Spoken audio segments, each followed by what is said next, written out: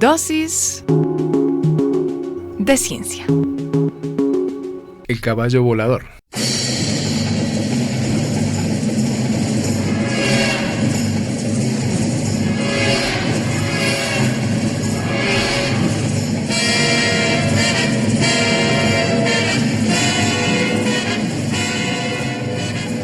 El caballo volador es la historia hoy con el profe Mario Vázquez. ¿Cuál es el caballo volador, profesor? Sí, bueno, hola Johanna, aquí otra vez contando historias curiosas y con ese título la intención era confundir a los oyentes porque podrán pensar que vamos a hablar probablemente de algún personaje mitológico, que ahí se valían estas cosas, ¿no? De caballos, de unicornios y caballos que volaban y cosas así. Pero no, este es un ejemplo que existió real de la historia y más ligada al automovilismo deportivo. En otro programa hablábamos del color rojo y algunas curiosidades que tenía el color rojo en la aviación, en nuestra vida diaria. Y en otro lugar donde nos provoca cierta atracción es cuando vemos un vehículo deportivo pintado de un color rojo muy llamativo, como es el caso de las Ferraris, que quién puede negar que todos soñamos saber cómo debe ser estar dentro de un auto de esos, el famoso vehículo italiano. Esto tiene que ver un caballo con la Ferrari y con la aviación. Ferrari existen vehículos que son deportivos, muy alejados a nuestro presupuesto. Pues porque no son solamente los de carreras. Exacto, que uno veía no son los de como carreras, a Pablo sino, Montoya en esas competencias. No, es decir, existen vehículos de carrera que participan en las competencias de Fórmula 1.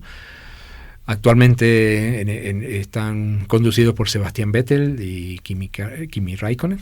Y existe también toda una línea de vehículos solamente para gente con poder adquisitivo lo suficientemente alto para poder costear esos vehículos. ¿Cuánto tenemos que ahorrar, profe? La verdad que no excede mi capacidad de imaginación. Es mucho. En todo caso, no te hagas ilusiones.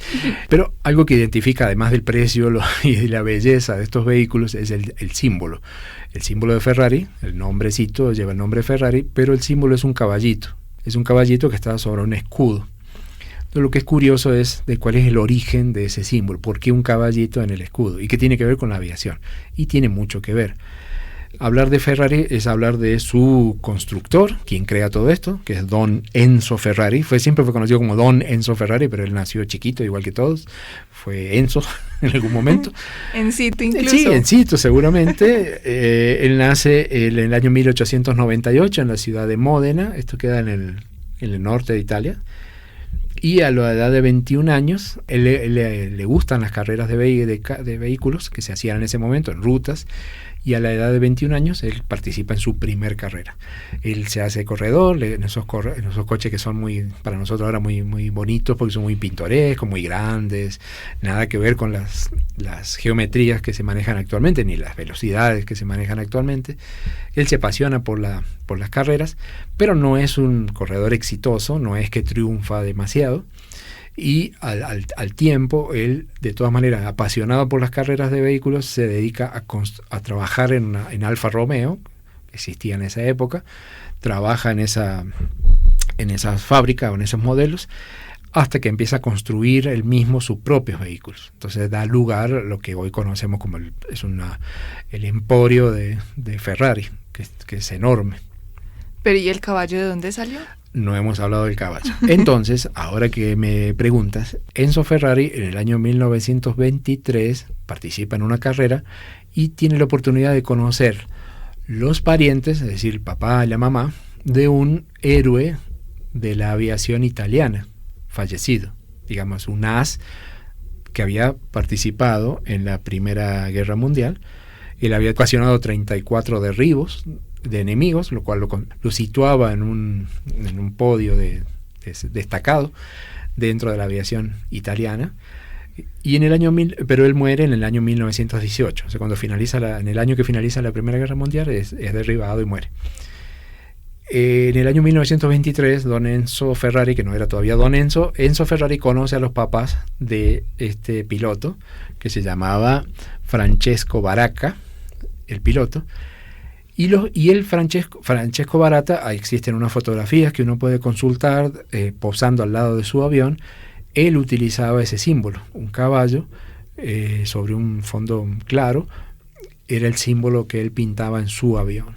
Entonces los papás de él le sugieren, cuando los conocen a Enzo Ferrari, que por qué no utiliza el símbolo que usaba su hijo para que le traiga suerte. El hijo era el as italiano. Y ahí fue que Enzo Ferrari adapta de alguna manera el dibujito, le hace alguna pequeña modificación, entonces ahora en lugar de tener la cola más caída, la cola está levantada, parece que era un problema de alguna insinuación acerca de virilidad, y lo coloca al caballito sobre el fondo amarillo.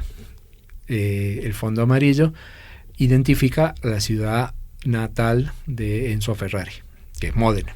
Entonces, a partir de entonces, este símbolo forma parte del Ferrari. No tiene nada que ver con la velocidad en tierra, sino que está ligado a la aviación de la Primera Guerra Mundial. Y es algo que ha perdurado hasta el día de hoy y es uno de los sellos identificatorios de este vehículo, ¿no? Entonces es bonita la historia. El rojo del Ferrari y el escudo es lo que identifica esta marca en todo el mundo, porque tienen instalaciones en todo el mundo, un mercadeo enorme de objetos relacionados con toda la cultura Ferrari. Y bueno, inclusive la vida, si uno tiene la oportunidad de ir a visitar Módena, se encuentra todavía la casa natal de Enzo Ferrari, y ahí se ha construido alrededor de esa casa, que la han conservado, hay todo un museo con una arquitectura muy moderna, de avanzada, donde se puede conocer un poco la historia de Ferrari, que fue un personaje muy, muy característico de Italia. Él fallece ya mayor. Se lo recuerda a quienes han visto la imagen de él siempre con sus gafas oscuras. Siempre en las entrevistas le aparece con gafas oscuras. Se mencionaba que esa era como una táctica que tenía él también para no mirar a la gente a los ojos. Él era un hábil negociante. Hay muchas curiosidades alrededor de la vida de Enzo Ferrari, o lo que es Ferrari, como por ejemplo que Ferrari nunca confía en los pilotos italianos. Ya es una tradición. Si tú no vas a encontrar pilotos italianos pilotando una marca tan italiana como Ferrari. Siempre son extranjeros. ¿Y por qué? Cosita de don Enzo Ferrari, que él confiaba. Ya de don Enzo, ya. Sí, eso es totalmente de don Enzo. Los pilotos siempre son extranjeros. Es un emporio. La fábrica se encuentra relativamente cerca, en otra ciudad que es Maranello, cerca de Módena.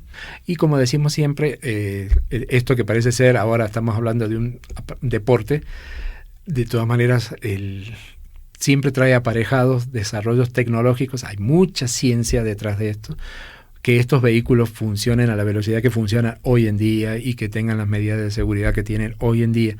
Y el solo hecho de, por ejemplo, hacer que cada vez vayan más rápido implica que hay que hacerlos cada vez más livianos. O sea, no solo motores más potentes y confiables, sino vehículos más livianos.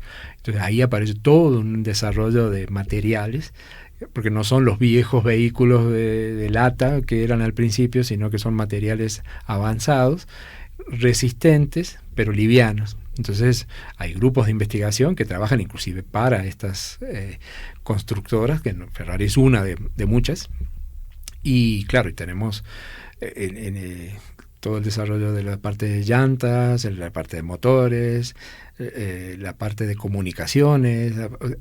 Detrás de esto, donde hay dinero para invertir, hay un desarrollo. Detrás de cada partecita, además, como ustedes nos contaba, la llanta, el motor, el sistema de seguridad, de comunicaciones, o sea, cada partecita de un vehículo, no tiene que ser el Ferrari, lleva detrás un cúmulo de investigaciones. Y le puedes seguir sumando el vestuario que utilizan los pilotos, la protección para los incendios, el tema de seguridad, de la ropa que utilizan. O sea, que hasta en la ropa, ¿no? Y eso se puede ver en un piloto de automóviles de carrera o en un astronauta. ¿Cómo es la ropa? Y eso podemos hablar otra vez, y más adelante, si me sigue invitando.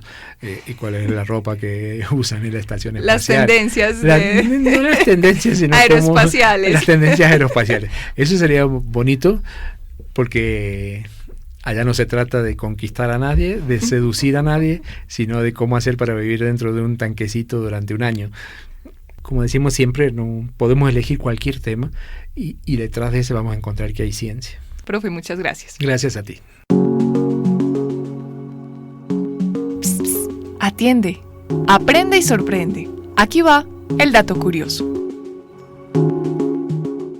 Y el dato curioso, hablando de caballos voladores, o para ser más claros sobre esta historia del Ferrari relacionado con la aviación, ¿cuál es para hoy entonces, profe Mario Vázquez? Bueno, el dato que tenemos o el nombre que tenemos tiene que ver con, ya que hablamos de vehículos, de carreras, hablamos de objetos que se mueven a gran velocidad. Cuando los objetos se mueven a muy alta velocidad, solemos no utilizar la unidad común que decimos corre a tantos kilómetros por hora, porque cuando nos vamos al campo aeroespacial o el campo de la aviación, son velocidades muy altas y suele utilizarse un numerito, que ya también es común escucharlo, que cuando decimos que un objeto se mueve a Mach 1, Mach 2, uno se puede preguntar, bueno, ¿y eso qué? ¿De dónde viene el nombre Mach? Seguramente te lo estabas preguntando. ¿Qué es ese Mach? ¿Qué es ese Mach? Normalmente cuando hay unidades en ciencia, es algún señor, algún apellido, señor o señora, normalmente siempre son señores, que es un apellido que recuerda a alguien que ha trabajado en algún campo, ¿no? De esa manera podemos hablar de qué son los voltios, qué son los amperes, toda esta relación, los Siemens y unidades que manejamos a diario y tienen que ver con algún personaje. En este caso estamos hablando de Mach, porque entonces existió un señor Mach que se llamaba Mach. Él era Ernst Walfried Joseph Wenzel Mach, o sea, es más fácil llamarse Mach, Don Mach. Él nace en el año 1838 en una ciudad que hoy en día pertenece a la República Checa, en la ciudad de Brno. Él nace en ese año y trabaja en la Universidad de Viena, esto queda cerca de Viena, en física y en matemática. Hace muchos trabajos, bueno, todo un trabajo en su vida en el campo de la física, pero particularmente con el efecto Doppler, que es otra cosa que manejan los físicos. Inclusive hace todo un trabajo que se menciona de que Einstein se toma en cuenta el trabajo desarrollado por él para su propia investigación. En todo caso, dentro de todo este trabajo que él hace de investigación, trabaja con objetos que se mueven a distintas velocidades, en fluidos. Entonces se define en honor a él, en un número Mach, que te lo voy a decir cómo es la definición, pero después más o menos lo hablaremos, es la velocidad de un objeto con relación a un fluido en el que se mueve, dividido la velocidad del sonido en ese fluido. ¿No entendiste nada? Lo volvemos a decir. Es la velocidad con que algo se mueve en un medio, con relación, o sea, dividido, la velocidad con que el sonido se mueve en ese mismo medio. O sea, una moto moviéndose en el aire con relación al sonido en el mismo aire. Ahí vamos entendiendo. Ahí vamos ya entendiendo. Un poquito ese español suyo. Entonces, si tuviéramos un número de Mach 1, significaría que el objeto, la moto, se va moviendo a la misma velocidad del sonido, en el mismo ambiente. Sí. Si es menor de 1, está moviendo a una velocidad inferior, y si es mayor que 1, se mueve a una velocidad más rápida que la que el sonido se mueve en ese medio. O sea, compara la velocidad de los objetos con la velocidad del sonido. Entonces, si bien nosotros se utiliza esto cuando leemos información acerca de objetos que se mueven, sobre todo aviones, debe tenerse en cuenta que no hay una equivalencia fácil de decir si es Mach 1, porque uno diría, bueno, si es Mach 1 es la velocidad del sonido.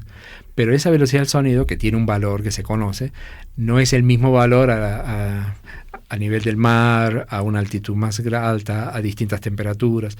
Entonces, más o menos nos da una idea, bueno, pero al menos nos sirve para comparar con la velocidad del sonido. También esto tiene que ver cuando un avión se vuela a una velocidad muy alta y sobrepasa la velocidad del sonido.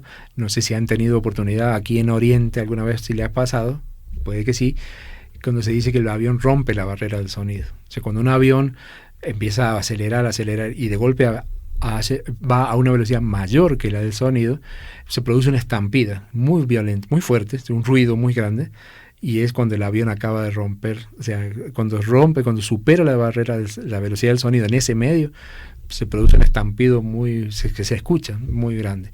El avión no sufre ningún daño, pero sí nosotros nos asustamos mucho cuando lo escuchamos.